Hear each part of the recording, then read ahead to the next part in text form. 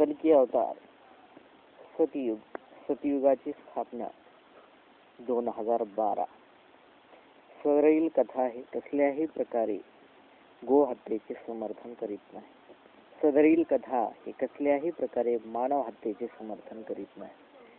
सदरील कथा ही कसल्याही प्रकारे युद्धाचे समर्थन करीत नाही. सदरील कथा ही कसल्याही प्रकारे हिंसेचे समर्थन करीत नाही. कल्की अवतार 2012. सदरील कल्की अवतार हा श्री विष्णू यांचा अंतिम अवतार आहे. कल्कीद्वारा कलियुगाचे रूपांतर सतयुगामध्ये होणार आहे. हिंदू पुराणामध्ये कल्की अवताराचा उल्लेख आहे. कल्की घोड्यावर स्वार होऊन कलियुगाचा विनाश करण्यासाठी हातात तलवार व धनुष्यबाण घेऊन येणार आहे. अर्थात सध्या कलियुग असले तरी विज्ञान युगाचे पदार्पण यापूर्वीच या युगात झालेले आहे.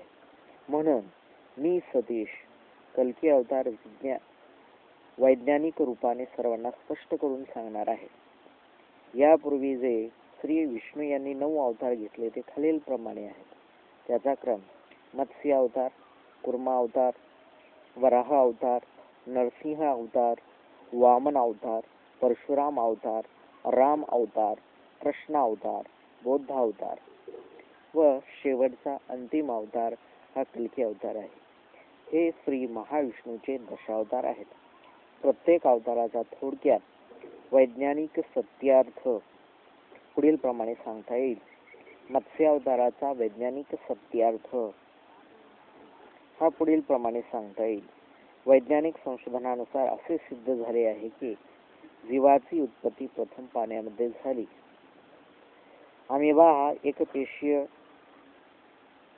प्राणी सर्वप्रथम समुद्रामध्ये निर्माण झाला. एकपेशीय पासून बहुपेशीय प्राण्यांची निर्मिती झाली. डार्विनचा सृष्टी उत्पत्तीचा सिद्धांत सुद्धा याचे समर्थन करतो.